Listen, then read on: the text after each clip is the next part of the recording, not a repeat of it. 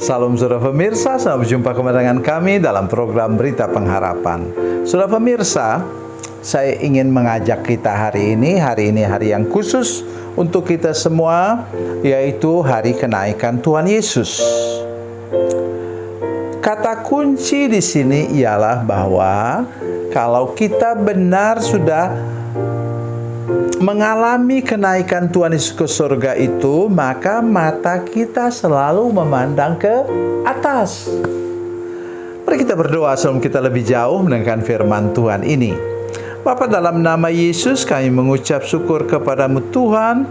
Tuhan mengasihi kami semua, ingatkan kami pada hari istimewa ini untuk mengingat bahwa tujuan kami ke atas, tujuan kami kepada surga, tujuan kami adalah mengalami hal-hal luar biasa nanti ketika kami akan pulang ke surga. Apakah kami pulang bersama-sama dengan saudara yang lain atau kami pulang sendiri karena sudah tiba waktunya kami pulang. Terima kasih Tuhan, berikan sukacita saat kami mendengarkan firman Tuhan ini. Dalam nama Yesus, haleluya, amin. Saudara pemirsa, mari kita membaca Alkitab kita saudara sekalian dari Kisah Para Rasul pasal 1 ayatnya yang ke-9 sampai 11. Demikian bunyi firman Tuhan. Sesudah ia mengatakan demikian, terangkatlah ia disaksikan oleh mereka dan awan menutupinya dari pandangan mereka. Ketika mereka sedang menatap ke langit, waktu ia naik itu tiba-tiba berdirilah dua orang yang berpakaian putih di dekat mereka dan berkata kepada mereka, "Hai orang-orang Galilea, mengapakah kamu berdiri melihat ke langit? Yesus ini yang diangkat ke surga meninggalkan kamu akan datang kembali dengan cara yang sama seperti kamu melihat dia naik ke surga." Amin. Saudara pemirsa, di mana Yesus naik ke surga? Di Bukit Zaitun. Dan dia katakan Tuhan akan turun kembali di tempat yang sama dengan cara yang sama. Dia naik ke surga, ditutupi oleh awan-awan. Nanti dia akan memanggil kita ketika dia datang kembali di atas awan-awan. Saudara pemirsa, hal pertama yang harus kita ingat ketika Yesus naik ke surga ialah Yesus begitu mudahnya naik ke surga karena daya tarik bumi sudah hilang daripadanya. Oleh sebab itu saya suka bergurau ketika saya sampaikan firman Tuhan ini kepada jemaat.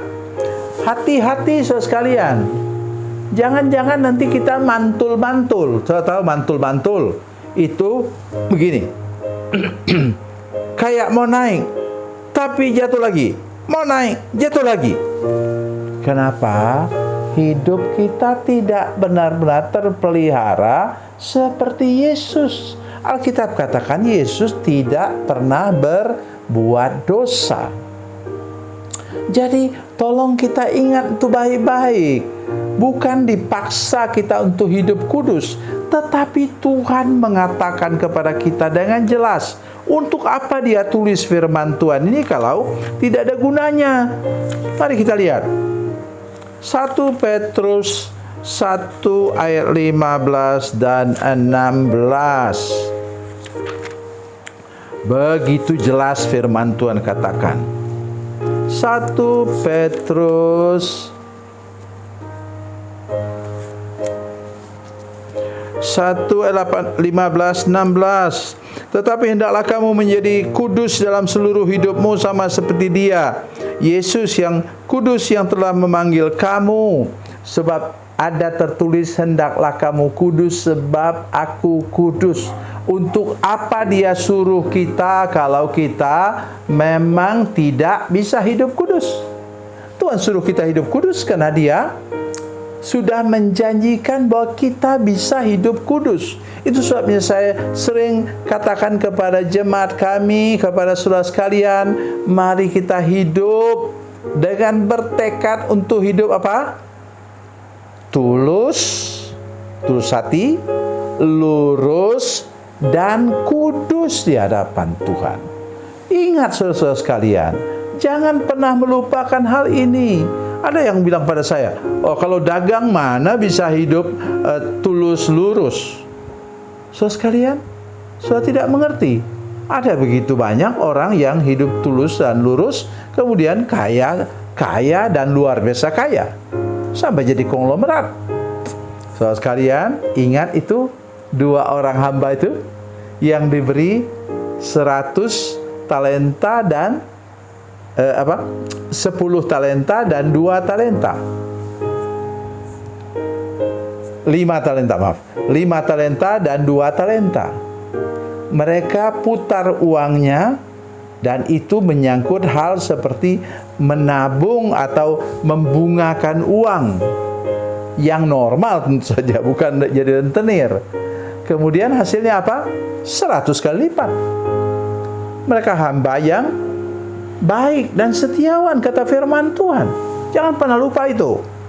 Jadi sekarang firman Tuhan ini mengatakan bahwa kalau kita hidupnya apa tadi? Hidupnya terus memandang ke atas, maka kita pasti akan mengalami hal seperti ini. Sudah ia mengatakan demikian, terangkatlah disaksikan oleh mereka dan awan menutupinya dari pandangan mereka. Nah, satu sudah harus ingat. Yesus itu naik ke surga dengan tangan yang terbuka memberkati para muridnya. Dan sekarang juga pasti begitu. Jangan harapkan berkat dari cara-cara yang curang dan tidak benar, tapi harapkanlah berkat dari Yesus yang sudah naik ke surga itu. Kita tidak boleh lagi dibeban oleh berbagai hal dalam hidup kita ini, saudara sekalian, sehingga kita tidak bisa nanti terangkat naik ketika Yesus datang kembali. Mari kita terus-menerus ingat ini betul-betul, bahwa Tuhan mau kita untuk terus memandang ke atas, ya kita tidak pernah lupa ke sana tujuan hidup kita. Kolose pasal 3 ayat 1 dan sampai 3 mengatakan bahwa bila kita sudah dibangkitkan bersama-sama dengan Kristus, maka kita mencari perkara-perkara yang di atas, bukan yang di bumi ini. Apa itu artinya? Kita selalu mengutamakan hal rohani lebih daripada hal-hal yang duniawi. Kalau begitu kita tidak perlu bekerja. Oh, perlu. Tuhan katakan dalam 2 Tesalonika 3 ayat 10, barang siapa tidak mau bekerja, jangan ia makan. Tetapi jangan menomorsatukan usaha dan pekerjaan apapun di dunia ini, tapi utamakanlah untuk mencari Tuhan, memandang ke surga setiap hari. Tuhan Yesus memberkati, Tuhan Yesus baik. Mari kita berdoa. Bapa, dalam nama Yesus, terima kasih untuk kebenaran firman Tuhan yang baru kami dengar. Tolong supaya seluruh jemaat, semua pemirsa, apa kami bekerja di kebun, di ladang, atau di ladang, di kebun, atau di mana saja, kami selalu memandang ke atas kepada Tuhan dan menomorsatukan Tuhan lebih daripada yang lain. Terima kasih Tuhan, kami percaya berkat Tuhan akan tercurah kepada kami. Dalam nama Yesus, haleluya, amin.